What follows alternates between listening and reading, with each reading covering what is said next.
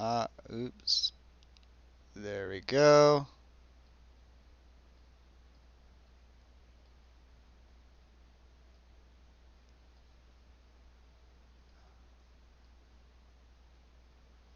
There we go.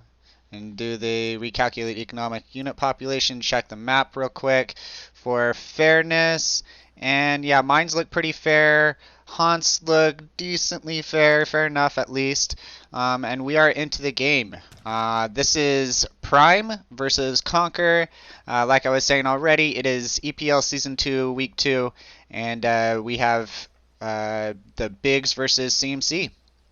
Or CMC versus Biggs. It's Prime. Prime is with, yeah, CMC, so I have the logos just right. I'm gonna make them just a bit bigger, or smaller rather, and reposition this just a bit. 1 second. Looking good. Alright. And almost good to go. This is just a little bit of prep for game 1, and we won't have to do a prep for future games. Alright, so yeah, looking good. We have a shrine coming out from Japan. Consulate, he went with ports, so doing a ports with a shrine, getting that all going. We have a TP out from France. No, nothing else like a market or anything, of course. You don't usually want to go for a TP and a market unless you get the most insane treasures. We have both of the Japanese heroes working together. Maybe he's using a food treasure or something? I don't know. He's probably scouted it with his orchard rickshaw, or could have at least. He does not have, yeah, okay, so indeed. That is what he's going for. We have, for the treasures, we have some good treasures picked up by both players. 60 XP and 70 XP from Prime. So he's got a lot of good shipments coming. We can look at shipments real quick. He's almost on his second shipment coming in. We also have 75 coin and 110 food. Those aren't too shabby themselves. 80 food also picked up by Japan. We have another treasure started here by Conqueror, and 80 wood is really nice to pick up.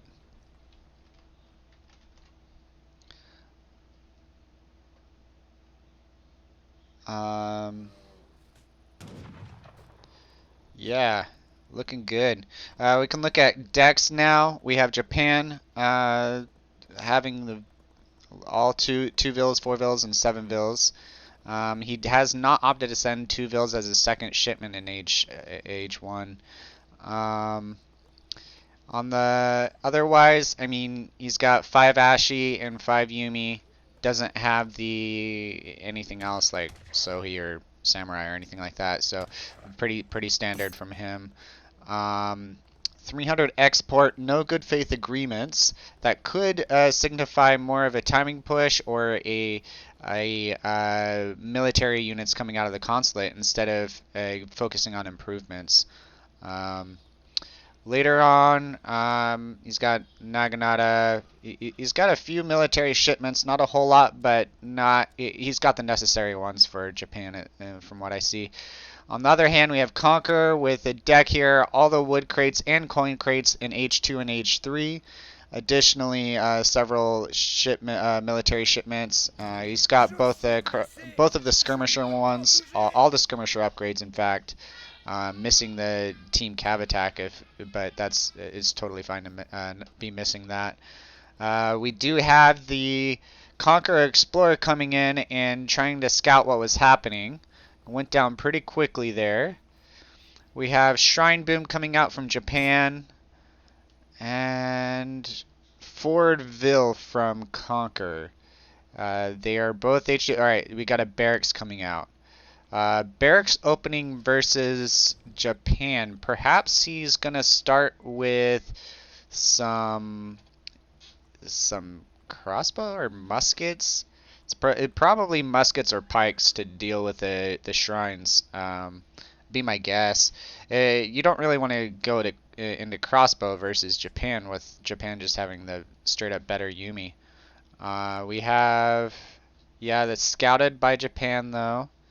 He's continuing to shrine quite a bit. We look at the population. He already has 8 shrines up. It's not too shabby. Pretty good for around this time. He could definitely have more if he focused it more, but he's not. He sent 600 wood. He's got a barracks going up, and he's going to be pumping out some units out of there really quickly. We look at units in queue, Yumi coming out, and crossbow. So it is indeed crossbow. Interesting. Also have a market coming up from Japan. Market already up from France. We look at the ups. He's gotten steel traps already, gang saw, and greatcoat. That's he's investing quite heavily into the market, and a good option for sure. I think perhaps some pikes or some muskets would have been. Oh, okay, you did get 1 shipment of pikes out. My bad on that. But yeah, yeah, he's got 1 shipment of pikes out, and he's got some crossbow to defend them, I suppose. We have the scout coming out to see if they are, if any units are coming. So he should be able to see the Yumi coming, hopefully, for him. And the scout's seen, and it's going to go down. That's actually pretty big in my opinion. If the scout would have been able to stay alive, that can provide a lot of information. We have the pikes going, a new batch of pikes going back to all the shrines over here. That's a lot of shrines. 5 shrines. We have Prime already on 14 shrines, and a few more going up. He's focusing the shrine boom pretty hard. And there's pikes coming out from Conqueror, but he's not able to keep up with the amount of shrines coming out from Japan. Japan's also adding in some Yumi, so to keep them defended somewhat at least.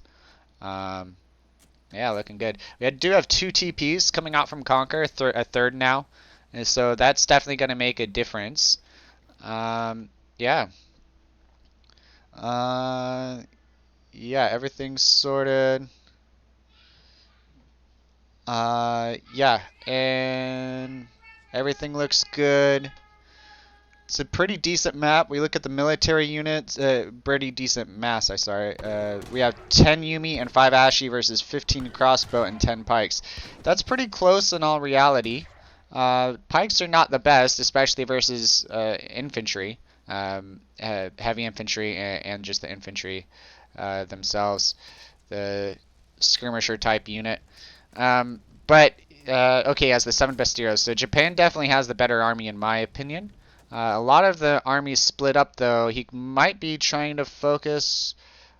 Oh, where did the explorer go? The explorer went off to the side, and his TP is not going to go up now. He was over here just a moment ago.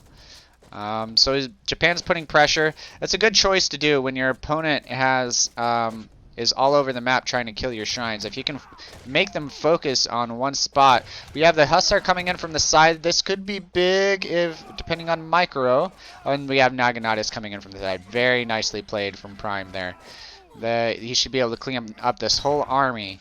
Definitely good there. Look at the economy, already severely or strongly in the lead for Japan. Conqueror sent the Minutemen knowing that how big this fight was, but just arrived a little bit too late. We do have the outpost destroyed or deleted, and we have just a stable in from Conqueror. We'll see. I mean, as the barracks over here, but you have to be careful training units from there. We have a couple of cav out. Pike's going to raid some more shrines. That's good for sure. If pikes don't, that's their best thing to do right now. Let's see. Looks like Japan has a really good lead right now. He's aging to 2 also. So we have Japan with a military lead, an economy lead, and an age lead. Age advantage.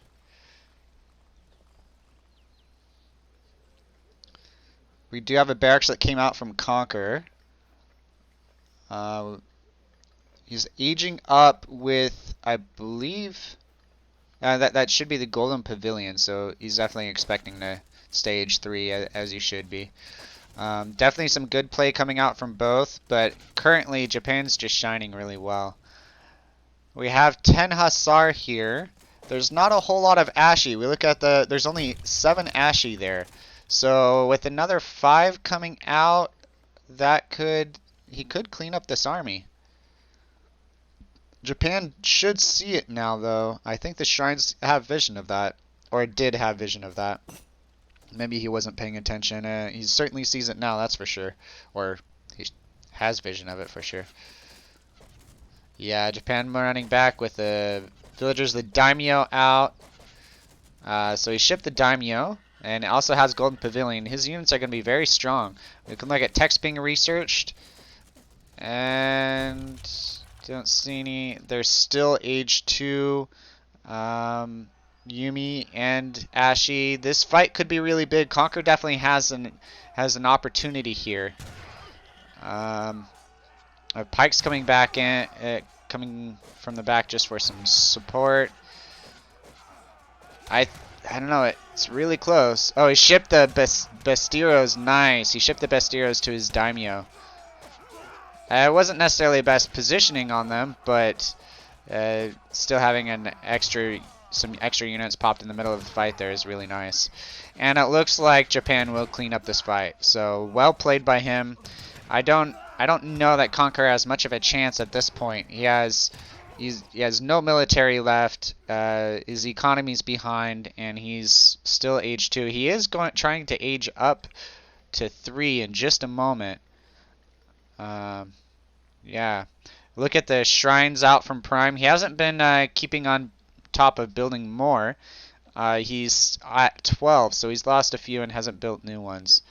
We have Naginata coming in for a raid here. All the hunts were not herded very well. They did spawn pretty close, but he hasn't been focusing on that too much. Daimyo with the Naginata raiding. Okay, Conqueror's gonna call it. GG. Alright, we're gonna look at the stats real quick. We have the combat XP. Prime got that advantage. It was pretty close though, closer than I thought it was, honestly, with Prime winning every battle. We look at the timeline. Pretty close on resources gathered. Villager population gives the advantage to Prime, and then that also doesn't even take into account shrines. At the same time, France's villas are a little bit stronger, so resources gathered is a pretty good way to judge it. He was Prime was behind most of the time, but I mean, he just had the better units. Conqueror was forced to build quite a few pikes, so that made a difference. We look at the military unit population. Conqueror had the advantage most of the time, but every engagement he just lost. If you take pikes into account there, he perhaps was behind in military population most of that. Yeah, we can look at idle villagers, although I don't think there were that many. It looks like Conqueror had a couple, perhaps during the big fights. But they were shortly retasked. Yeah, he had quite a few idle here. That's quite a long time for idle villagers. And we are going to get into the next game shortly. I'm going to go to the stream overlay and we'll be getting going.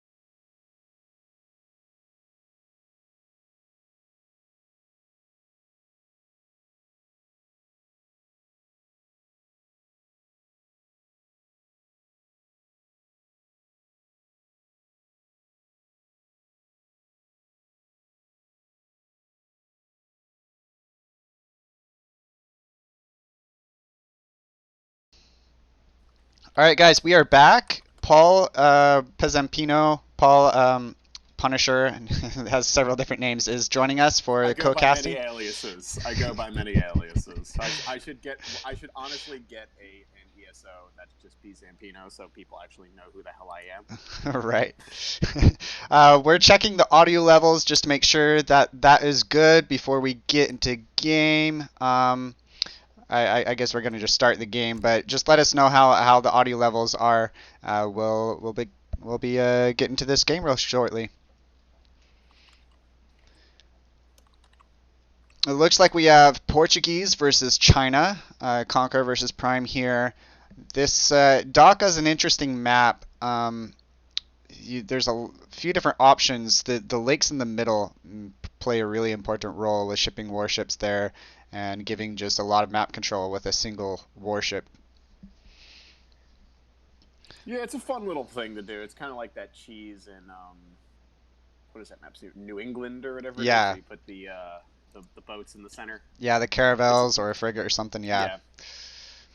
It's always very all in though, because you're spending your shipment and then it's just locked into that one area, which is a great area, but you could be just as effective in that southern region right there, where you can kind of move up and down the coast and also provide a little bit of raiding pressure with the boats, and you could also bring your boats back to defend on your town center. So I'd rather just build a dock and build one boat there instead of going all in with my shipment. Yeah, you could have it. You could go both ways with that for sure. It depends a little bit upon what each player is doing. We have if one player is going water and you want to put pressure on that, you definitely don't want to necessarily ship to that little island. Yeah, but we got China and Portuguese. This is a matchup I personally love as a primarily Chinese player. All right, guys, we are back. It's Paul, it's kind of usually a gentleman's FF. Maybe there's going to be a little pressure from the Portuguese player in the beginning, or maybe I've sometimes gone with the 9 pikes to pressure the inevitable trading post that comes from the Portuguese player in this matchup. But it should be really exciting to see. We got a 2 wood crate start. It looks like. Yeah, it's a coin crate. Yeah. I'm not sure this game was recorded, was it? I can't say I know. I don't think it's recorded. Let me pause it real quick. I was tabbed out, but I don't think it was recorded. We're gonna find out. So what are you expecting to see from this matchup? I mean, I'm expecting to see the gentleman's FF here, maybe a little water play from Portuguese. Yeah, I was. Are they not responding? The water. I would definitely give Portuguese. Oh wait, sorry, I didn't. You didn't hit asterisk, yeah. Guy. Yeah. Okay. All right.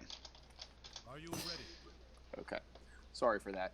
Yeah, my bad. I think that, if I were predicting here, if I were the Portuguese player, I'm assuming there's going to be a minimal pressure from China here, and I want to exploit that. So I'm probably going to take a trading post and try to get schooners in as well, and do a light water boom in transition into Age 2, and then see if I can match China's rush that way, in terms of the overall shipment economy. Yeah, I'd probably do something like schooners into 700 wood into 600 wood, getting fishing boats out while still also using the villagers' gathering time to create some units. I'd probably do something like that. This is a yak map, and as we all know, yeah, China does very well on yak maps, and the Yak Wars is the only reason I play this game, because I'm just all about how many yaks we've gotten and who's not or is building a livestock pen. So China has 2 yaks currently. Or 3 yaks, actually. It looks like 7 yaks spawned on the map. Portuguese, some players don't go for the yaks right away. 7 yaks is quite a big deal, actually, especially for China. Getting the yaks to be able to fatten around 8 minutes or so, and having 3,500 food at 8 minutes is pretty crazy. So I really don't going to know. help his batches. So, when you have a lot of food in bank as China, you can kind of flex your build a little bit where it's like, oh, maybe I can chop a little more wood here and go for a trading post and a village. Or, if you Yep. can kind of roll that advantage into a different area where it's like, I don't have to gather as much of that resource. I can now gather the other resource. That's kind of the game is China a lot of the time. But we have Conqueror. I think he's going to pick up his first yak in the corner here. Oh, no, he doesn't see it. So sad. He's just Yep. lonely, hanging out on the beach, chilling at the coastline. He's got a nice life, I got to say. I am getting the logo switched for you guys. Getting back to the game. Yeah. And he finds the yak. Yeah. He's also going to get the Chinese player is going to get a 40 wood treasure in base, which is really nice. Yeah, for sure. Yeah, you're never going to complain about a wood treasure in base. I wonder if this disciple is going to pick up this yak. It's really close. No, he just misses it like two ships passing the night. The yaks finally get on the village. That's a little bit late to be getting onto them.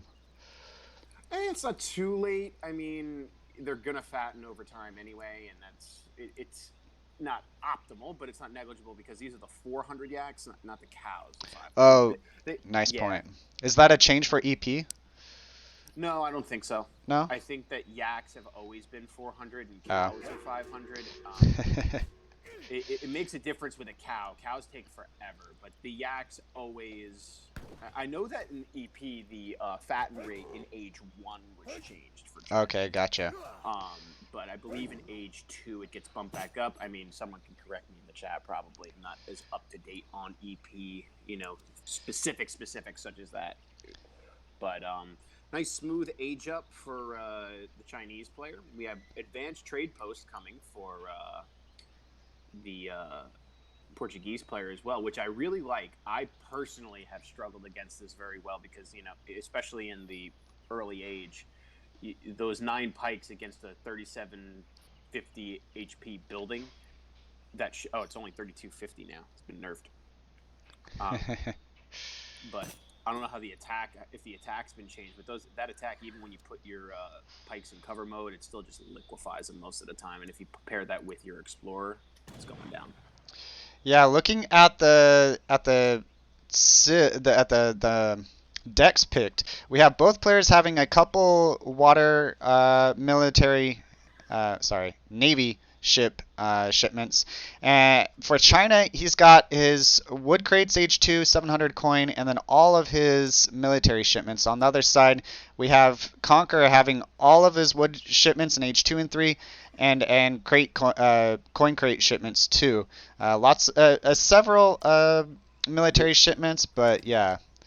Yeah, this is very greedy. He's going 4 TPs. I've seen this build. It is a very good build against China because there's very little China can do to contest this at this time. Mm-hmm.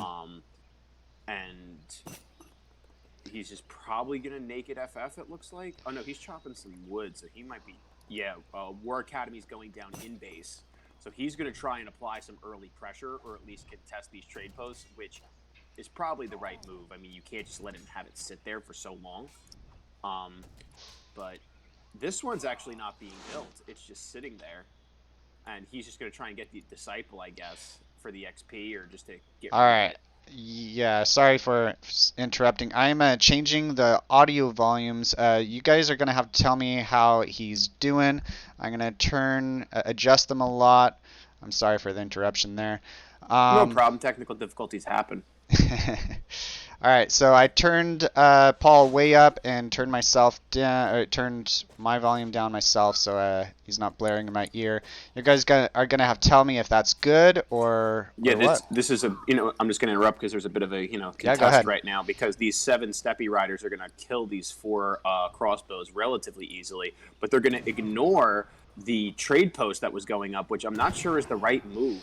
I'm not sure I'd have done that either. Because those 4 crossbows, while they're doing damage, they're not like a huge priority. Denying the trade post is much, much more important in that situation. We'll see how it plays out. And you could have pretty much one-shot the trade post too with it being built and having the step riders there. Yeah, so now he shipped the Step Riders, right? He's down a shipment. He got 4 crossbows from it. The trade post still goes up, and Portuguese is really no worse for wear with 4 stagecoach TPs and map control, really. So China basically has to age up here if they want to stand a chance. Yeah. Um, Did force the Minutemen out of Portuguese, so that's something. He lost 2 steps. Oh, okay, here comes the Navy boats. yep. That's pretty big. Yeah, Definitely but gonna give control. do these TPs have offshore attack? That's the question. It appears they do I'm not. not sure. They do not, so that's a very good play, as we alluded to earlier. I'm pretty sure both of these trade posts are going to go down, and he's going to have enough. Ooh, there we go. Oh, Big those shot crossbows on just coming in. Crossbows that are just going down. Shipment nullified. Yeah, for sure.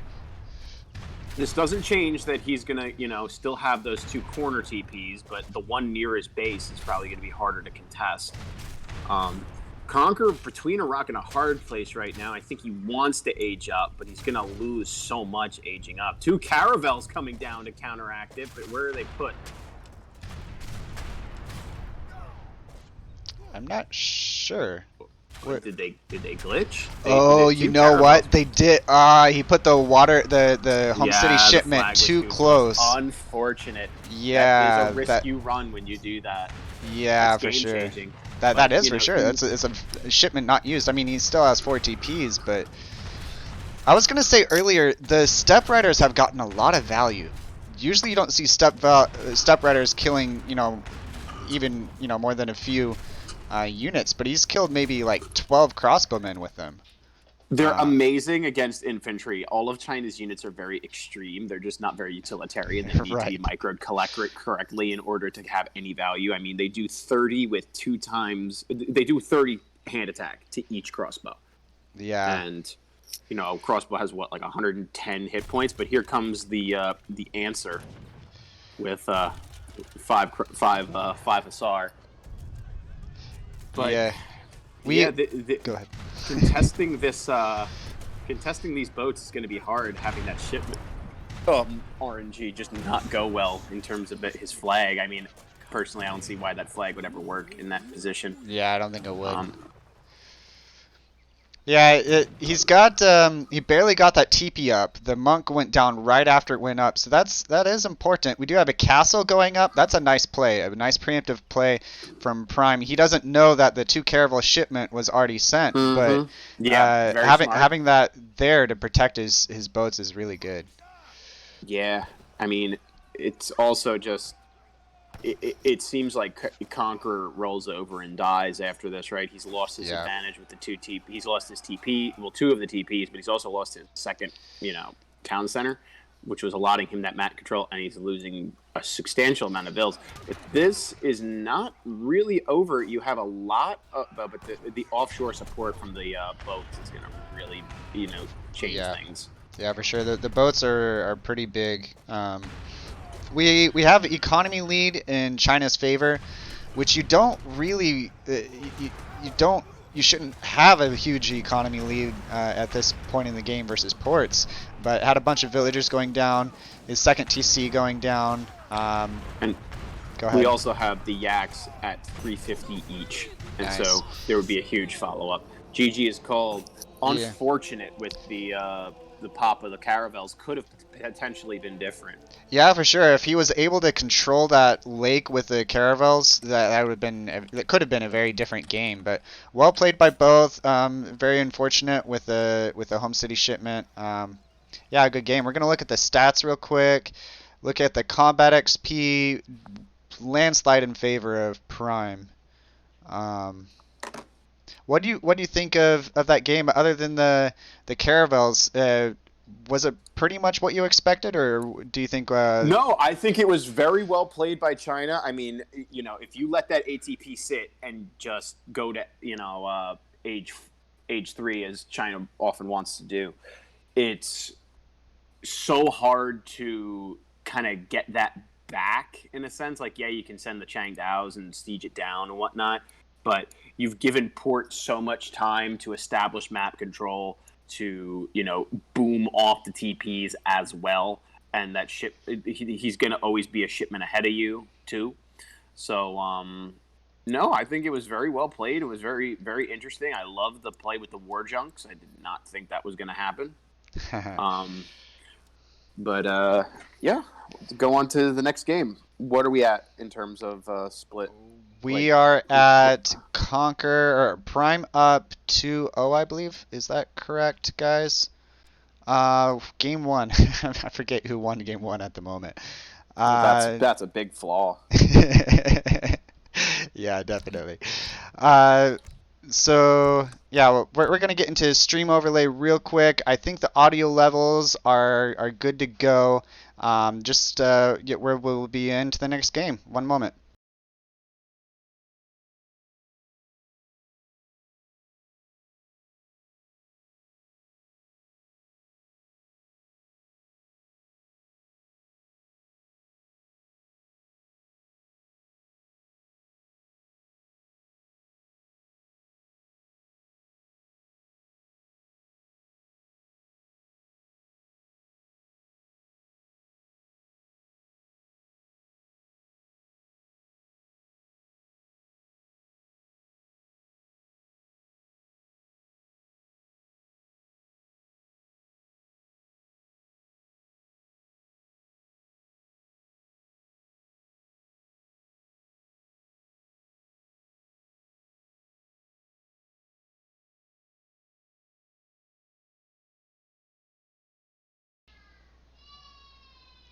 Good old Kamchatka. I believe they have to, or at least Optimus Prime has to switch civs and lock in first, correct? Uh, both players have to switch civs, I believe. I don't believe it's. Let me double check real quick, but I believe it is. Yeah, both players has to pick a new civ. It is game 3. On the next game, it's going to be civ resets, so players will be able to pick any ones that they want, and we'll see how that goes. Kamchatka.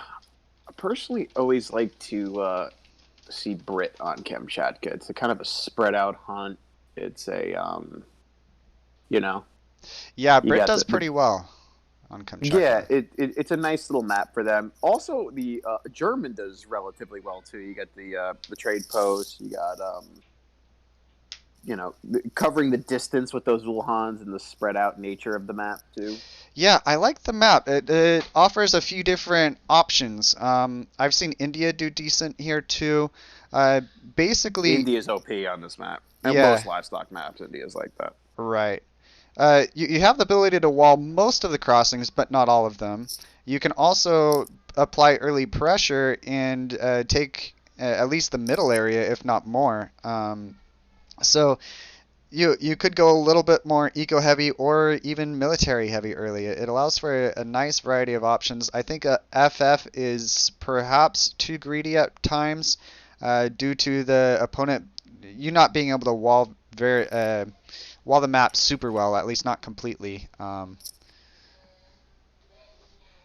Yeah, okay, we got summer version coming in. Prime, go ahead. I was gonna say no. Prime looks like he's going Brit, which is nice. He's locking Brit, and Conqueror now gets to pick second. Yep, we'll see what he picks. What do you think would be a good matchup in the Brits here? India, yeah.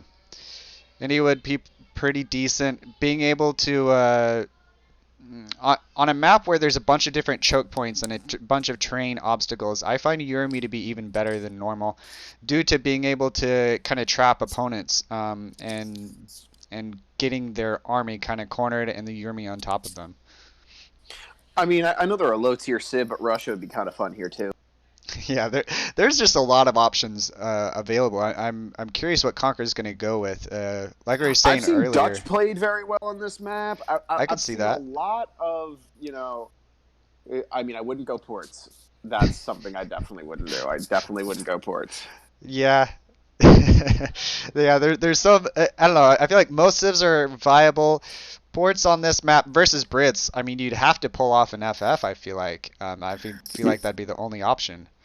Being annoying with Sue on this map would be fun too. I don't see too much Sue being played anymore. Yeah, Sue could be interesting. I don't know. You could wall a lot of the map off, and then you'd see all of the raids coming in from one point. So that could be.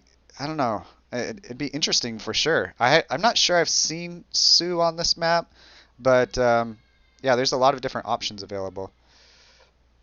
Is Conqueror here? I don't know. I haven't seen him respond at all. Um, I was told that our audio is excellent now, so looking good. This is what Um, we aim for.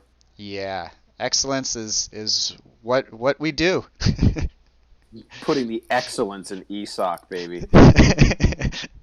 Except for when I forget who won the last match, last game. I, I mean, you're putting a different thing in the letter of ESOC, but well, The E suck. your words, not mine. uh, Where are yeah. you at, Conqueror? It should be just a moment.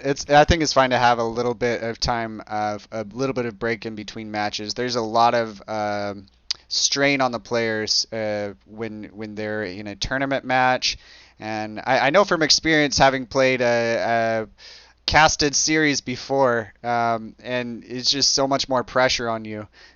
Taking a little bit of break to regather your thoughts, maybe let those jitters go or something. I know Conquer and Prime are not new to the scene, but perhaps there's even a little bit of that still. Oh no, I mean I don't mind. It's just good to know that they're there or whatever. But Yeah. Yeah. Um, one thing that I like about this map is that the map generation seems to be pretty fair. I also, haven't. Jail, isn't this like your second cast? No. This is like my sixth cast or something at this point. Oh, look at you, big boy. Right? Yeah, my first cast was last week, but I've been casting a lot. Yeah. Oh, that's why time flies when you're in quarantine. Just life isn't real. I don't know what passage of time is, what day it is. Yeah. Yeah, no, I think maybe it's my fifth cast, but yeah, it's I've been enjoying it a lot, and I've been getting a lot of positive feedback from players. Obviously, I'm still a little bit new, and I'm figuring out the ropes a little bit, but it's going pretty well. Yeah, like that you need to make canoes on New England.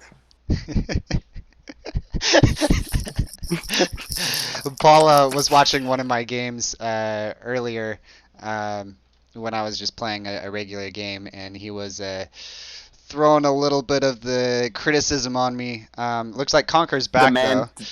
the man did not make land military units until 27 minutes and idled his TC for about 15 minutes. I still can't let it go. Yeah, no, I don't blame you. Definitely some mistakes made that game. But we have Conqueror back, and he's locking into German. Optimus is BRB, but he can see that. We'll just all ready up. And now you can see my clan tag. People can know who I am in both the chat and everything. And when I tilt playing games, which I'm actually going to transition entirely into team games now because they're so chill. I don't want to play. I don't want to play 1v1s anymore. You should have signed up for the jailed 3v3 tournament. Nah. Not No not interest ready. in. Not ready for that high When stress no, situation. when there was a time I was very good at the game. I was like in the top 500 or whatever. I know it doesn't mean much, but I was like actually very good at the game. And then didn't play for like 2 or 3 years, and I like never got back to that level. So I just sit there. It's like I'm not content playing in the in like that mid tier and pretending like I'm good. Like you know what I mean? I just know that I'm bad now and accept it, but I still have enough game knowledge, and there was a time where I was good, so it's like easier to. I'm better as a caster now than I am as a player for sure. Yeah, yeah. It's definitely two different things, casting and playing. Uh, there's it's just very different. when casting, I feel like it's a little bit less tense for sure. You're going Well, it's around. less tense because you don't do anything. You're not.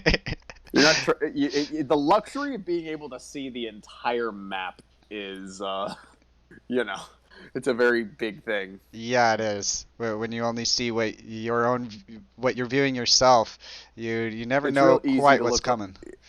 It's real easy to look like a genius and see exactly what everyone's doing when you Right. have a U.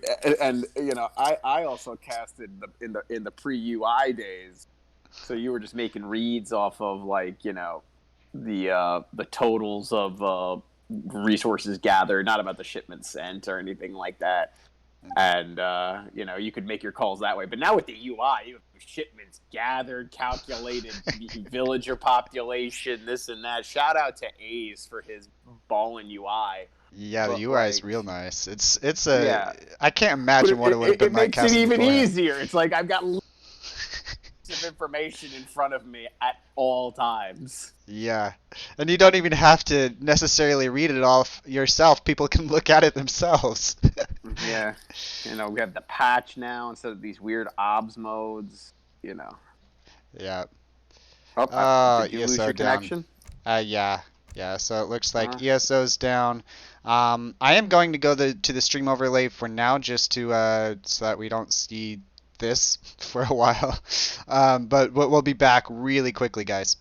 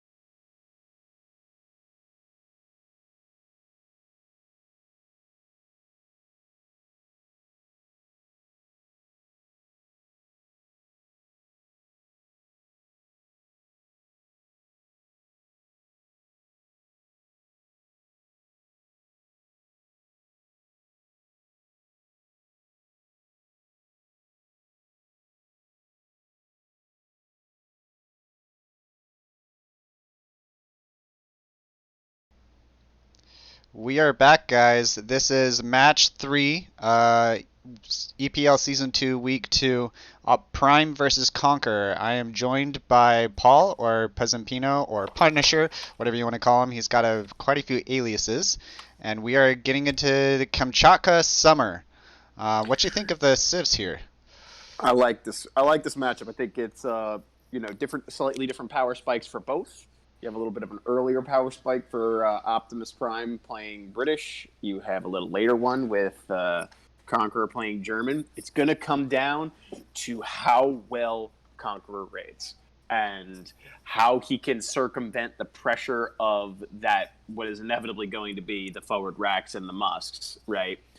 Is he going to take those Uhans and try to fight the army, or is he going to try to take the Uhan to fight to, make the raids to cause the army to pull off of his position? We shall see. I've seen H2 played by Germans sometimes as well. But I'm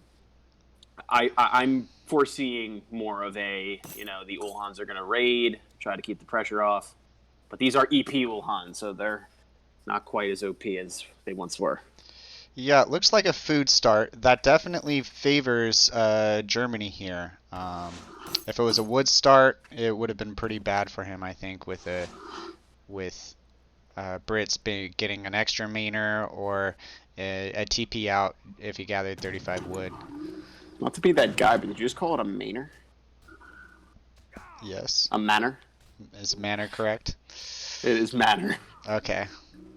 All right, manor. We're learning English too here in ESOC streams, but that's a really good pickup for Brit. Brit loves a nice 75 wood treasure in the beginning. 75 food. 75 food. Yeah, you say Maynard, I say the wrong resource. This is Matt. All right, let me mute my stream real quick. There we go. Sorry, guys, about that. All right, looking back at the recalculated economic unit population, putting in the right spot. For goats, we have 2 picked up by Prime currently. And on the other side, it looks like Conqueror hasn't picked up any yet. And also, Optimus has now scouted the best treasure on the map, the 85 wood treasure, which is just huge. He's going to have 75 wood. Pardon me, he did it twice. 75 food and 85 wood because, Conqueror is way over here in no man's land. Did get himself 40 wood, so it's not a huge swing, but it is a 45 wood swing very early on. Conqueror also got 80 coin earlier, so that should help out a little bit. Getting coin treasures as Germany is pretty nice, but wood obviously is better with being able to put up TPs in transition or market. He's going to... I'm sorry to interrupt, but he's going to get 40 wood of his own, so they're going to equal out. He's going to get 85 wood, and he got 85 wood. So kind of a very even age 1 so far. He's going to actually have a little more XP because I think he killed a few more Guardians. I'm not quite sure. I'm not sure either. Optimus has picked they both have picked so Optimus picked up 3 treasures, including the Macaw, and then 4 for Conqueror. Yeah, he's also going to skip a vill here. He's not going to go with the standard 17 villager age up. He's going to go with the 16, thanks to that 75 wood treasure. No market either. He went 2 houses. So actually, I think he cut 2 vills. Yeah, he cut 2 vills. Yeah, that's an interesting choice there. I don't know. I like the choice. Yeah. I kind of am a fan of chopping 35 wood and getting a TP out along with a mainer, but both are options for sure. Yeah. It's really good in this matchup because you just want to pressure Germany and slow them up to age 4, and they struggle in age 1. Age 4, pardon me, age 3. But, they struggle a little bit in age 2. And the sooner you can get out there and just start pumping musks and, sit on a coin mine, the better. Yeah, I saw this matchup recently. Give You Anxiety was playing... who was he playing? He was playing someone else. I forget who he was playing at the moment. But Give You Anxiety went really boom heavy age 2 as Brits. And Germany, on the other hand, I believe it was Germany, rated really well into an FF. Still wasn't enough to deal with Give You Anxiety's Brits, but Yeah, we'll see if Brits puts a lot of pressure early or what he does exactly. I don't see any forward vills yet, so he might be opting for more of a mainer boom. Yeah, the Um, mainers. But yeah, it seems the like mainer. the mainer it seems like the mainer boom is going to go here. It's going to It's I'm the sorry, main I can't help attraction, my man. No, it's fine. the mainer attraction. That was beautiful. But yeah, he's not going with that early aggression it seems. Missed the missed the read there. Yeah, And it's all like you right. said, oh yeah, but there's a ton of hunting base for German, which is nice. So Yeah, a whole lot. he's putting a wall up too. So this could be very interesting. Yeah, Um, perhaps he was expecting a lot of heavy pressure like you were expecting. I'm guessing it's and he's more. slapping a barracks down too. He's not reading this well because he's probably going to sit with that and make a few crossbows and hope that he can get some cheeky snipes with the musks. But it looks like he's going. Oh no, there's some cav coming. This is interesting. I like this. Yeah, it's a little bit unexpected from both players.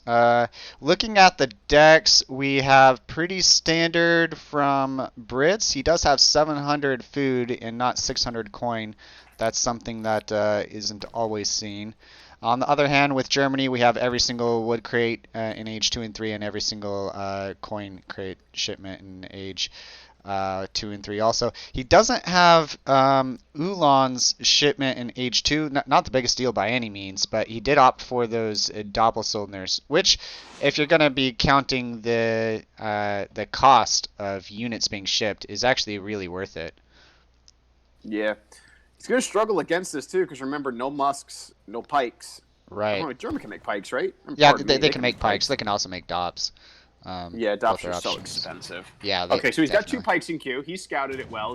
Ooh, that settler wagon's Yeah, gonna it's be really in close. I think he's safe, but trouble. that was Okay, close. okay, nice. He's using the settlers in hand combat, which is good. You're looking back on the other side. We look at units lost, and no villagers going down for And those either. two pikes Oh, are gonna be enough. yeah, the two pikes would be enough, especially under TC fire there. We do have one villager that went down for Brit, so both were raiding each other at the exact same time, and Germany comes out on top a little bit right there in that exchange. Yeah. Not too worse for the wear.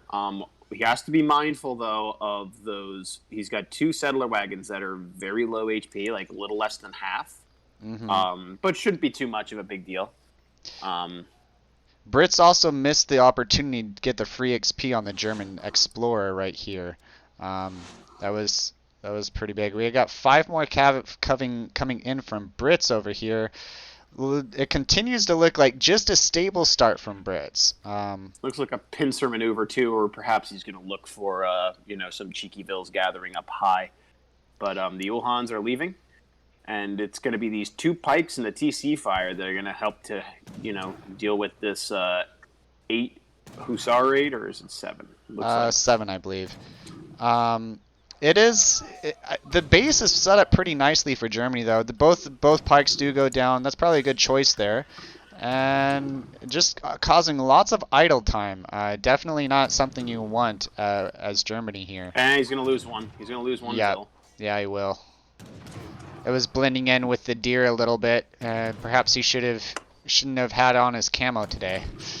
Yeah. Look, it is game of raids though, and Conqueror is on his way up to age 3, so he should be able to, get out of this relatively unpunished, especially since the first raid fell very flat. He's getting vills of his own over here. I think he got 1, maybe 2. Let's find out. Units lost. Just one Ville right now. The other Ville was from earlier. But you say relatively unscathed, but British has done a decent boom behind this. He's got 35 recalculated eco unit population versus the 28 of Germany. Mm-hmm. Yeah, I really do think he's going to be okay, though, because, these raids are going to be a lot less effective once he gets his first age 3 shipment out. He's kind of doing a good job just shuffling the villagers. It's going to be down to 3 Hussar now. So I really like this. He's just popping them in one side, then out the other, gathering, and Yeah, it's still a he. lot of idle time though, in all reality. It's a lot of idle time, but he's Oh, there's the pop. lost 9 Hussar, which is Yeah. like 2,000, roughly 2,000 resources worth of units. Now, granted, he maybe caused 2,000, resources worth of idle time, but I'm thinking that he's going to be able to, this is his time now. He's got the power spike coming, and we'll see what happens. Yeah, with the War Wagons on the field, I don't expect Prime to be investing too much into Cav at this point, so he's probably going to be focusing a little bit more on defense. I don't like the building layout from Brits right now. Yeah, it looks like at least one of those villas will go down. Maybe two, with the War Wagons coming in. He also can get the, what's it called? The bows pretty much uninhibited. Forcing the Minutemen pop also very, it was very a good. really nice pick-off. Conqueror was looking at the low HP units and was able to pick off a villager with his war wagons right before they popped into the outpost. So well played by him there. Yeah, and the other thing too, right, is you sit there. Usually Germany needs to move out and go get a coin mine. Well, since he wasn't gathering resources and didn't really spend that much on early game Wuhans, he has 2 nice, pretty full coin mines in base. His hunt is relatively intact. So I guess that's one way to get out of deal with not being so coin heavy as Germany. Just garrison your villas and kill the just don't gather resources. Right. You're good. It's just like idling your TC for 15 minutes. It's a viable strategy. Yeah, for sure. But so he's going to push out with this primarily light infantry mass with only 4 dragoons, and remember, a lot of it's Minutemen, so they're just going to go down with one shot. And skirmishers are much better in trade than if unless longbow are backed by something. Yeah, we don't have the longbow card in yet, which you probably wouldn't want to send That this one wall early. segment proving to be very useful because he's able to kind of scout when it's coming. Yeah. Go get those Minutemen. Come on, get the Minutemen. That was a miss. Yeah, for sure. That was a big whiff. Almost seemed like the Explorer was in melee mode there. We do have some Ulan coming out. It's, I believe, 6 Ulan. Yeah, let's go to military units. Yeah, we got 6 Ulan from Conquer. Yeah, just a bunch of skirmishers, couple Ulan. Let's yeah.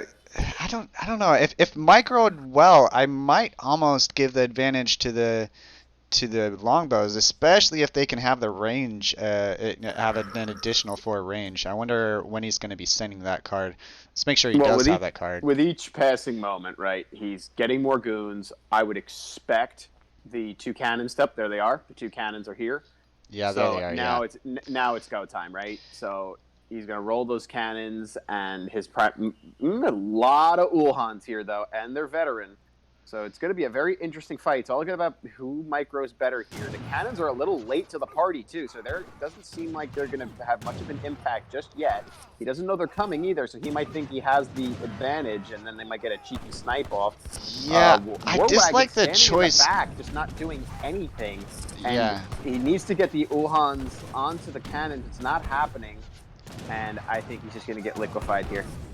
Yeah, I don't like the choice of pushing out before you have your cannons with you, but he did a pretty nice job of protecting them with the terrain, with a little lake to his pond to his right there, making it so that Ulans didn't even have a chance to get on top of the cannons. Yeah.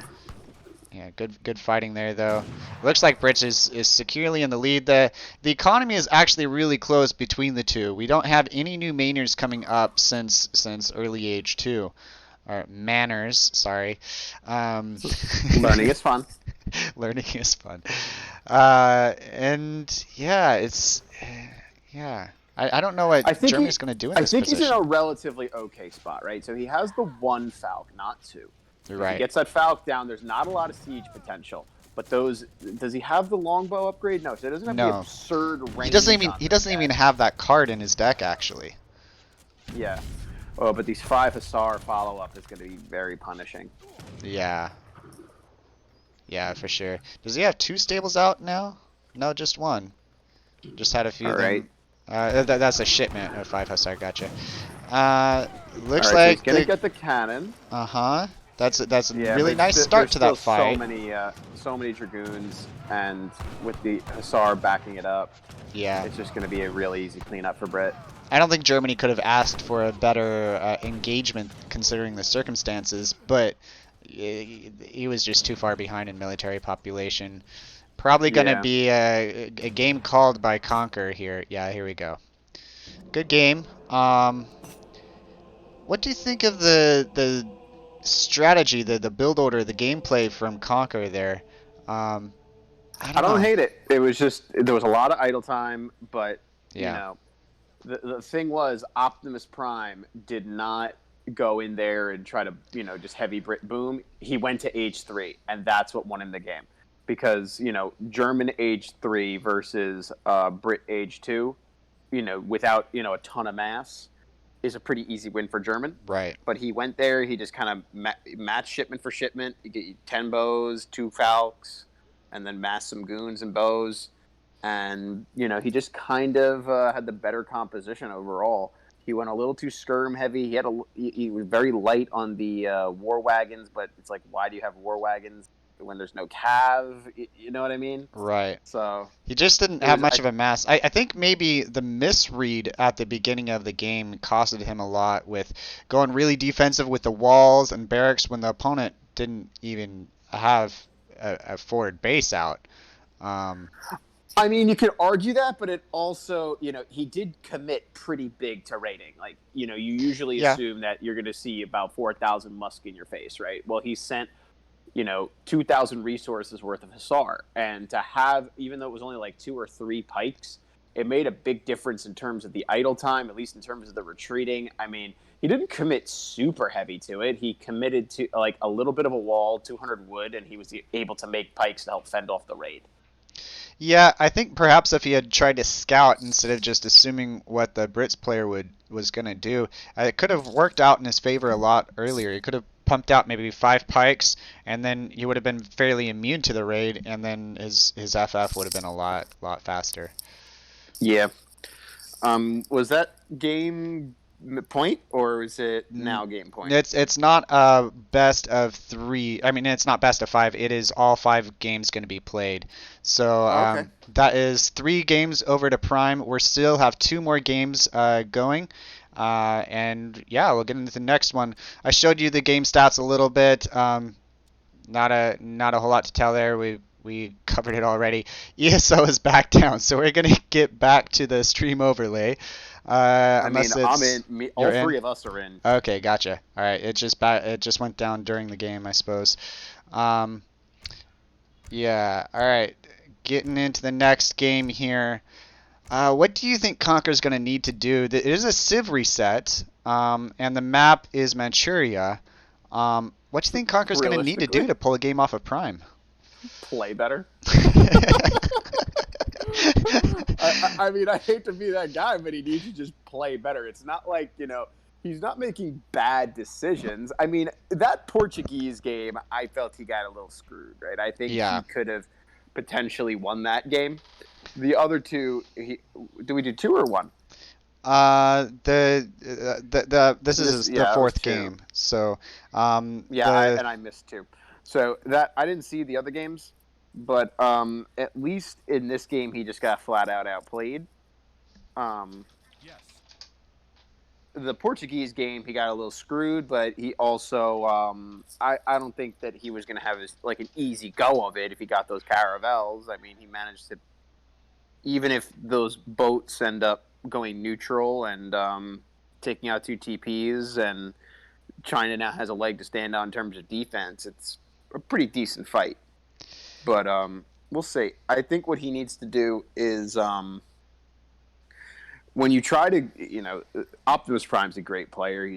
He's a colonel, and we got a lieutenant colonel. There is a little bit of a skill disparity between the two, and in that scenario, you gotta.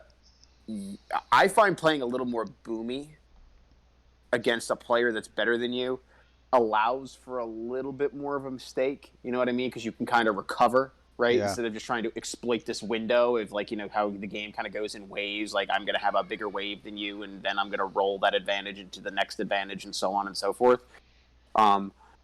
Going a little more eco, it's like, okay, I lost that fight, but I could still pump out some reinforcements and not be as mechanically sound. And I know it might sound silly, but like, it's a little more eco builds are a little more forgiving if they're not punished early. Yeah, for sure.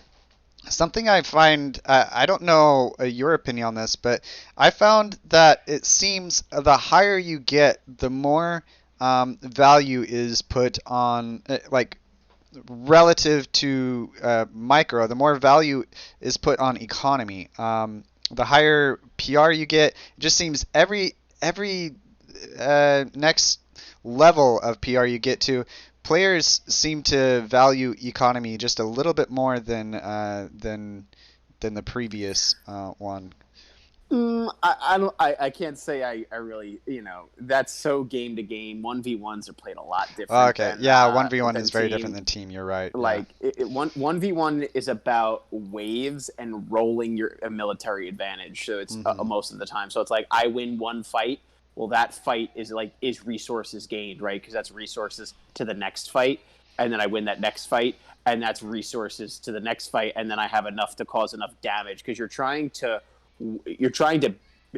It's not as much of a war of attrition like team games where it's like you have these waves, someone always gets raided, the other person that didn't get raided is strong because of that, so they can kind of offset that weakness, Right. right? Versus you get raided in 1v1, you get raided, that's it, there's no recovering, you're down 6 vills for the rest of the game. You lose a fight in 1v1, you lost a fight for the rest of the game. You need to swing. It's all about swings and power windows in 1v1s versus, you have the ability to idle your TC for 15 minutes on New England and potentially stay in the game. Yeah, yeah, I'll, it's I'll, I'll stop, I promise. no, team games are very different than 1v1s. In 1v1s, it's definitely more micro dependent than in team games where the macro and your economy shines a little bit more, I'd say. Um, but yeah, it looks like we have Conqueror. He's picked France, and Prime looks like he's going with China.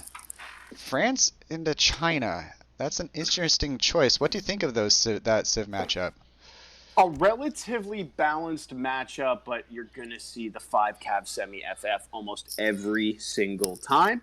And it's annoying, but it's not impossible for China. I used to think this matchup was heavily France favored because obviously China is very susceptible to cav. But if you're pretty well versed in China, it's not as slanted. It's a slight unit advantage more than it is an advantage. You know what I mean? Right.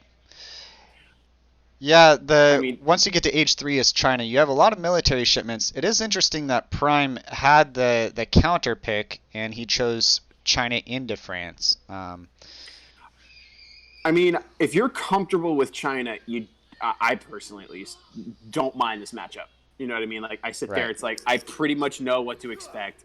It's going to be the 5 cav semi FF almost every time, right? Now, this is high level play, so you might see a deviation from that build, but that 5 cav semi FF is really efficient.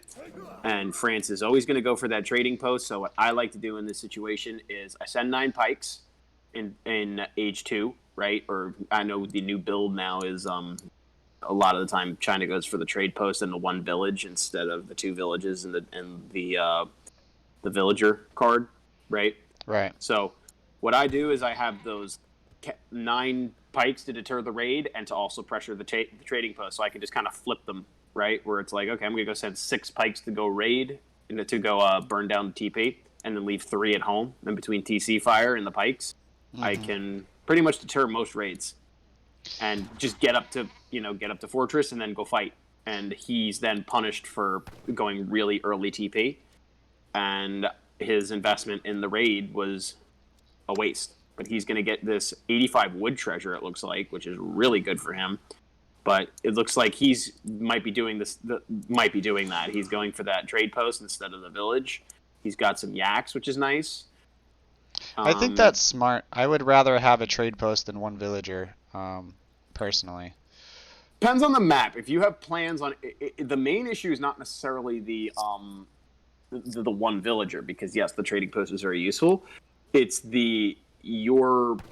it doesn't matter if as long as you get enough wood in transition to get the next village, because you kind of get locked up in if I send one shipment in age 2 of units, my TC is idled.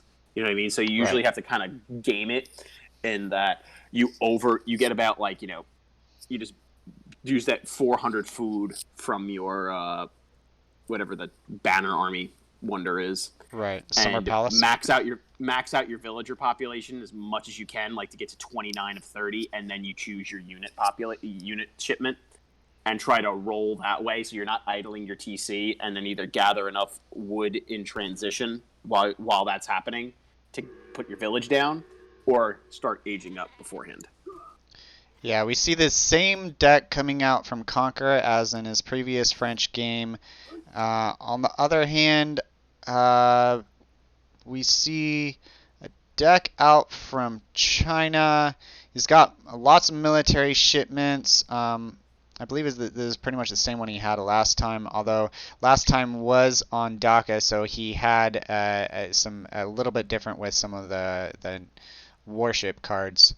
As far as the yaks go, we have Prime, who has picked up only 2 yaks, and on the other hand, we have 8 picked up by Prime. Prime has picked up 2 yaks and 9 now from Conquer. That's a big swing. I was noticing. Yeah, go ahead. The native scout in Yak Wars is just huge, right? Especially because of his speed, his line of sight. So, I mean, I'm Conqueror. You gotta slap down a livestock pen. I know the Mankle method is you have to have at least 8 yaks, and that's when a livestock pen is worth it. So even with the Mankle method, it's well Plus worth 1. it. Yeah. Yeah, but at the same time, China did have the Disciple, and he didn't focus on getting the yaks at all. I was looking at it. He started with a treasure immediately and went straight to the TP. His Disciple picked up like 1, maybe 2 yaks. It's total. hard to you gotta really like map wise know where the yaks are if you want to pick up yaks with your Disciple, because the Disciple's line of sight is like the size of a quarter. It's ridiculous. Versus you have Explorer vision, and then you have the Scout vision, which is basically the entire map. If you just run it straight back, you get the entire map scouted. But I'm really rooting for a livestock pen here. I think that'd be really advantageous. You can, it'll help. It'll probably slow down the old 5-cav semi-FF, but we'll see. Yeah, maybe with the 400 wood coming in from the age up bonus, he might throw one down. We'll see. We have a house coming up from him. Still only 1 TP from both sides. You wouldn't necessarily build a second one unless you're trying to boom pretty hard. Yeah, and he could also, he could do it in transition too, and then get all the bonuses that way. I mean, it is, 9 times 400, it's 3,600 food you're potentially can go get. But he's got the 4 cures. We do have a forward stable coming up from Conquer, and he's queuing up 3 Hussars in there currently. It's looking like he's going to try to do some raiding first. Maybe the 5-cav semi-FF? Yeah, right. Yeah, it's a very standard play against China, and a very effective one, but it depends how Conqueror decides to play it. Optimus. So he does have a War Academy, which I like. He sent 700 wood first, so he's probably going to use that to make some, either to get a trade post to build his second village, which he definitely needs to do, and he's also going to use it to get some pikes. To see the shipments and units in queue. It does not have any. It does have an old Han being trained right now. That's from the banner from the Summer Palace. Gotcha. Yeah. Yeah. You're always. Here's the 5-cav. He already picked off the monk and a disciple. That villager is gonna go And he into the actually village. made those. Oh, that was The Summer close. Palace wouldn't have spit one out in time. Right. But Yeah. Yeah, we have a barracks coming out from France at the same time, so it's perhaps not so much of a semi-FF, maybe more a pressure age 2. yeah, and with all those yaks in base, that's actually not a terrible play, right? You can kind of Yeah, deny that's the map. true. You can just, now you get 8 Hussar. What's going to happen here? Those steppy riders are going to get liquefied if they see it. And he sees it too because they went by his native scout. So he wants to. I'm hoping he's trying to bait them away. I mean, did he miss it? Because his native scout was right there. Nah, And he might have missed it. It's I interesting think to he's note trying that. to. Go ahead. I'm sorry. Yeah, he's assuming that they're going to go for the trade post or whatever, and he's just going to wait for it and maybe just sit the Hussar on him. Or is he trying to wait for the raid? I'm not sure. It's I don't odd. think he saw it. I don't think he saw it. I mean, they were on top. I know they were on top, his, but you native scout, and he's not going to lose any vills because steppy riders basically hit with tissues. The only thing steppy riders are really good for is getting light infantry and sieging. Yeah, it was an interesting choice from Conqueror to go for 700 wood into 600 wood. He's got lots of houses out. He didn't even build a second trade post yet. His explorer is down, but he could have used a vill to do that. He had vills very close to it. Let's take a moment to acknowledge all of the yaks have died for Conqueror. Never got the chance to go on that livestock pen. R.I.P. Shout out to my yak boys. At the same time, Prime over here went towards the FB, but I think he must have misclicked. He was focusing on the treasure, and the treasure took down a couple of his units there. Yeah, and this is a very real army he has here. There's a lot of siege potential in it, but he's got the bows. Now, this is highly predicated on how he uses his pikemen. Yeah, the micro of this fight is really important. China Age 2 is all about how you use your monk, which is now dead, and how you control your pikemen. Because Chukonu are a very good Age 1, Age 2 unit, but once they're exposed, they're done. So, especially with what looks like a lot of cav. I know that's a very technical amount, but just a lot. We can look at the military units so we see how many he has. Specifically, it is 12. I'd much prefer to just say a lot of cav. And this is the time to pressure, too, because he's trying to age up. That scout is as close as it can get to the TC without actually being visible by showed by the pikes. TC. This is very good for China. 2 pikes down. He's going to get another one here if he flips them around. Nice. And he just needs to dwindle it. He doesn't need to take out every pike. The pike's going on the cav. Oh, that's a mistake. No, that's okay. That's okay, because they're going to No. I mean, it's a mistake that the cav are going in on the pikes, I should say. That's what I was meaning. No, you just want to kind of face tank them a little bit, because now these Chukonu are just going to go down. You know what I mean? You just need to dwindle them. You don't need to... Because Quang pikes are not a good unit. They're okay. They're just not that good. So you just got to get... In mass, they're good.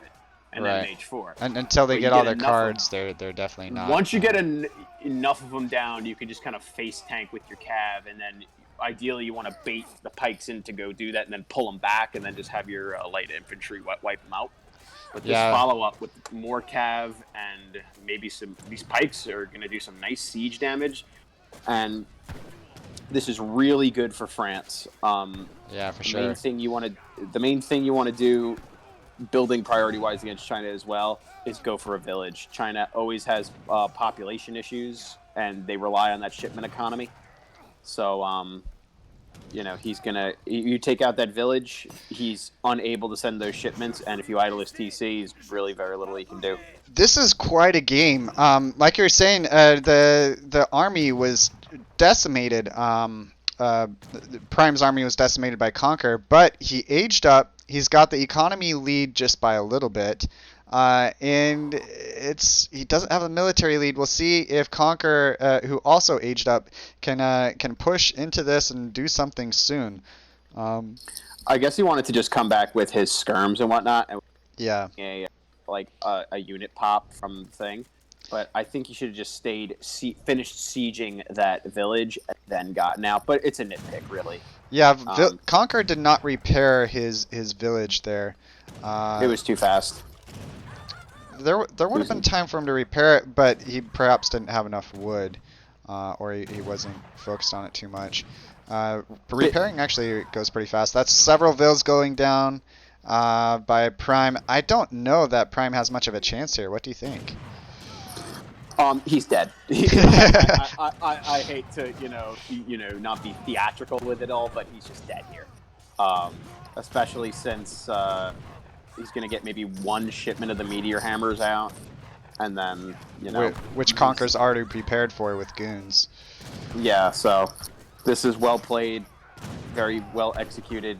The mistake was the Steppe Riders. If he would have had more pikes, he would have probably stood a much better chance against that 5 cav semi. Yeah, so we have a little bit of a better match here. We have 3-1 in favor of Prime. We will be getting into the next game shortly. Look at the post-game stats a little bit. Conquer double the combat XP. Looking at resources gathered, Conquer, yeah, just landslide lead in that. Military population was actually very close the whole time. But I think H2, I think that favors France because in H2, before any cards are sent, I don't know that I value the Chinese military units as much as some would. What do you think on that? I'm sorry, I missed it. I was stream coordinating. What do you think of it? What do you think of the Chinese H2 units? Are they very pop efficient or not so much? Well, they're good in extremes, right? They're good in their individual matchups, but when they face a counter, they die, right? So, right. Again, you need a lot of them. That's why sending those Steppe Riders was an absolute mistake. I don't know why he sent that. He saw all the... And Steppe Riders are good for two things, sieging and light infantry. And what are you going to see as China? You're going to see the 5 cav semi almost every single time. And you're more susceptible to cav. And what you can go offensive with them, like I said, taking down that trade post, or you can just nullify that raid pressure, send 700 coin, be up, and go from there. He also remember he had that building the War Academy was just a little greedy. I think he needed to just push the raid away. He had the trade post, so he would have been fine in terms of just sending shipments to then later send or chop the wood. He's going with the wood gathering wonder anyway, so yeah, you definitely have to make step riders count. When we saw the previous DACA game, he got a lot of value out of his step riders. Lots of expo from Conquer there with his ports. But in this game, not so much. You have to make your step riders count, and he got. Did he get anything with it? Did he kill a single unit at all? He idled the TC for about 4 seconds, and that was about it. So, and then he made the hustlers come back instead of raiding. Yeah. But yeah, for a shipment, that's not worth it. I personally like to send Steppe Riders Age 2 against Japan because I have the mobility to get away from the Ashies and I can siege down shrines. Right. And then most of the time, the Ashies are chasing around my Steppe Riders instead of bothering me in base. And I am getting value by knocking down the shrines and hunting for the explorers. Right. And then by the time I'm age 2, I actually have a legitimate chance. But, Ashy OP, so it doesn't really matter. Just mash Ashy and pray. Right. Ashy but win the game. It looks like we do have Japan picked by Prime here. He's the first one to pick in this last game of the EPL Season 2 Week 2 matchup between Prime and Conquer. It looks like we might have Ottomans picked into Japan. What do you think of this matchup? Well, depends. This is EP Auto. Yes. So it's going to be interesting. Japan, I mean, has Japan been nerfed or no?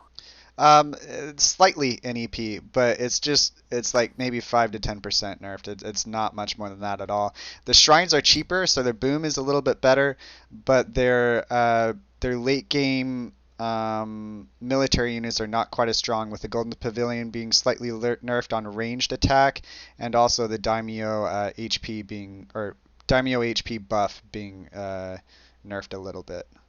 The question is, do Ashy still like Hussar? That's the real question.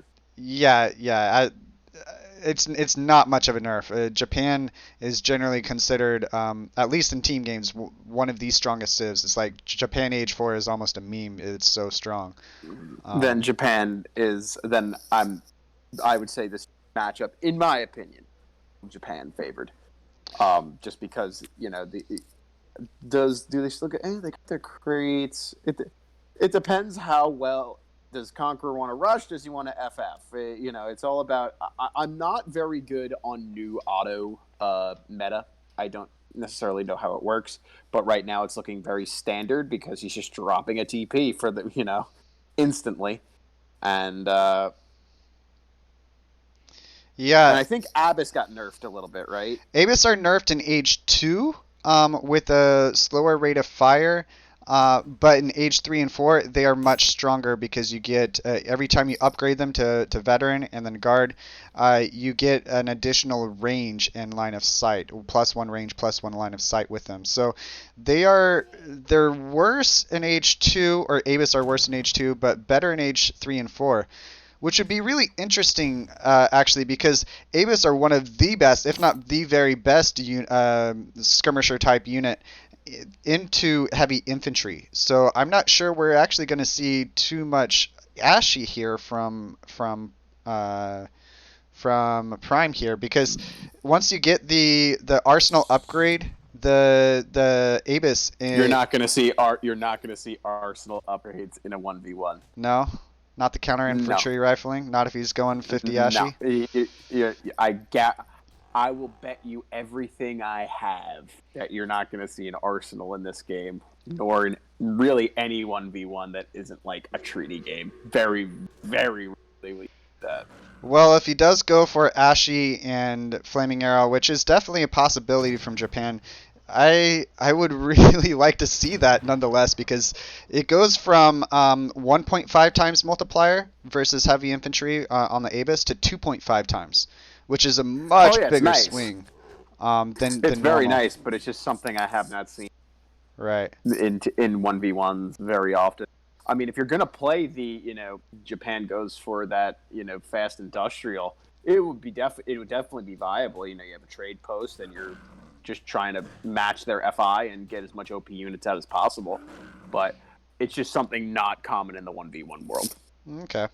So maybe they just haven't caught up to the team game world yet? Sure. That's it. No, I'm kidding. The pace of play in 1v1s is very different. Yeah, very early focused, very micro intensive. Based on that information though that you gave me, I would if I'm Ottoman, I'm FFing. That's just what I'm doing. I'm gonna FF. I got the tempo advantage because I'm auto, because my villagers don't cost anything. Can FF pretty quickly no matter what patch I'm on. So I'm gonna go there. I'm gonna mass Abyss and hope that I win. That's really it. We have a treasure fight over here, and the Japan came out on top. He killed one of the monkeys from Ottomans here, picked up the treasure of 95 wood, which is really big. Just a little bit too slow from Conquer on picking that up. He almost lost Japan almost lost a monk in that exchange, but at the very last moment, instead of killing it, Conquer decided to try to go for this treasure steal and missed out on both. So perhaps a little bit of a play lost over there. As far as the map goes, I know it's obviously way too late for map rehost or anything like that, and it wouldn't be needed. But the map, we have 3 mines spawned for Prime, and they're kind of in the back, a little bit more tucked away. It feels like than Conquer over here. They're kind of they're mirrored. I mean, the one little out, look down to the south of Conqueror's base. Mm-hmm. He's got 3. They're just not as clustered. Right. You know, is it a little favored? Yeah. Not by a whole lot, though, personally. If I saw that map, I wouldn't be that upset. Yeah, I wouldn't be that upset either, but it could definitely play a role. I mean, you could control almost all 3 of the mines on the left with one castle. Speaking of an outpost castle, we do have Ottomans got up with a outpost to H2. So this might be an auto FF strategy. I'm not sure.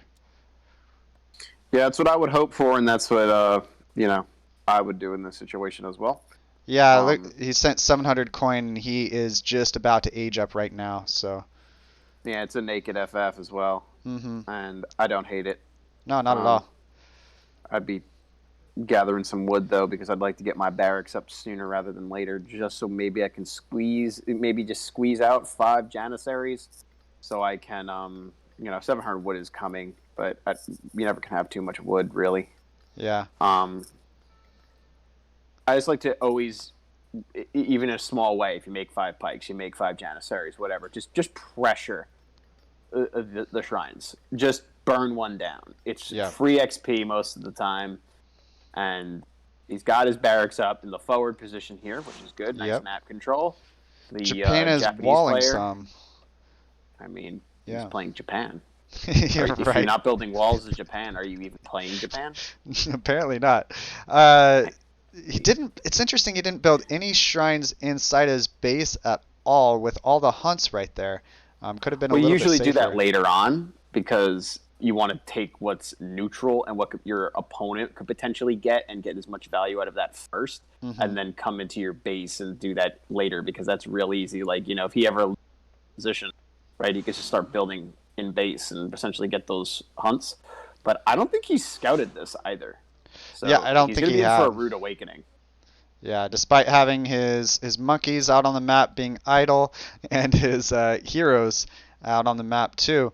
It doesn't look like he even knows what's coming. This hero is he's gonna die. He's not gonna be brought back to his base with the ability. Ottoman hits age 3 right now. Aged up with the 4 Hussar. Interesting. I like that. I really like that, because there's no reason to go, like, you know, super fast unless you anticipate a huge amount of pressure. Why not get the 4 Hussar? It's 800 free resources. Yeah, we don't have a single barracks coming out from Japan yet. All he's got is the stable, which he has not trained in any Naginata out of. It's kind of atypical to go stable start as Japan, especially. Did you notice that with the Ville? That the town center, beyond the wall. Right. Pretty great. A little bit of teleportation ability right there. Yeah. And we have the monk that barely made it out alive. He's gonna be just picking off a little bit. Looking at the deck from Japan, he does have Enlist Regulars, the card that does a lot more TC damage and allows you to send your sentries and irregulars again. But I don't know. He doesn't have a barracks. I don't know how he's gonna even remotely deal with this pressure. Well, he's got the Vills corner here, and then he's got those shipments. How big was his Shrine Boom? His Shrine Boom was relatively big, so he's going to be getting resources. Yeah, the Shrine Boom wasn't huge, but it wasn't small either. A lot of Vills going down, though. Yeah, a few Vills. All of his Yumi goes down. I don't know. And 2 Falconets to follow up. Yeah, I don't know how. No barracks. I mean, Naginata aren't going to do a whole lot with the Jans there. Yabasumi, okay. Bestiros. Intervention. Not the worst, but he's got to get those Cav down, but the follow-ups are going to be way too strong. I mean, the Falcons are just going to, liquefy everything. That's just silly. I mean, I don't know how you think you're going to kite Bestieros against, 20 Jans, 15 Jans. But he's got to send the Vills out to go punch, but it's not going to happen if he wants any shot. Yeah, I agree with that. Villagers and melee versus cannons. That's the best unit versus cannons. There he goes. He's gonna get it. Only got 3 Vills on the first punch, I believe. 4 maybe. One of I them don't know goes why he moved down. his cannon so close. Yeah. It seemed like overkill. Yeah, definitely. You don't want to have them too close to the TC for that problem right there. But it looks like TC is going to go down anyways. Yeah. The damage is already done. I mean, Yeah. he just could have been more efficient with it. Like, he could have Right. kept his cannons probably alive, or maybe just lost one. Here come those Abyss we were talking about. Yeah, the Abyss being sent from the home city, still just on a barracks and an outpost, but doing a lot with it. He sent the 8 Janissaries, 2 Falconets. Okay. That's from the consulate this time, not intervention, but I don't think it's enough. Maybe. I mean, I was going to ask the same question you're about to ask. Do Yabusim get a bonus against them? No, I don't think they do. They're going down really quick. I would assume they do, because it's a bonus against all artillery. The thing, it's true, but Abyss are specifically infantry. Light infantry. Yeah. But looking at the Yabusami, they have 12 attack, and then if they were doing the multiplier versus the Abyss, they would be doing 96 attack, which would be almost two-shotting the Abyss. So. Yeah, it's true. All right, I guess that's all she wrote, right? Yeah, that's all she wrote. That is game number 5. This is EPL Season 2, Week 2. I am here casting, I'm going to be signing off soon, but Jailed along with Paul Pezzampino. This was a pleasure to cast with you, Paul. Thank you. Likewise. Hope to do it again soon. Yeah. Looking at the stats real quick, that tells you everything right there. It's huge landslide military population lead in Ottoman's favor. Appears that Japan just wasn't expecting the FF, or certainly didn't prepare for it at the very least. Yeah, great game, great games. I'm glad that Conquer took one game off of Optimus, so that it was it wasn't a complete He took two. blowout. He took France and Otto. Took both. I think he took 2. Am I wrong? I'm pretty sure. Conqueror was Otto there, right? Oh, you're right. And he played France. You great big silly person. My great big silly person. Yes, I am. Oh my goodness. I did not get enough sleep last night.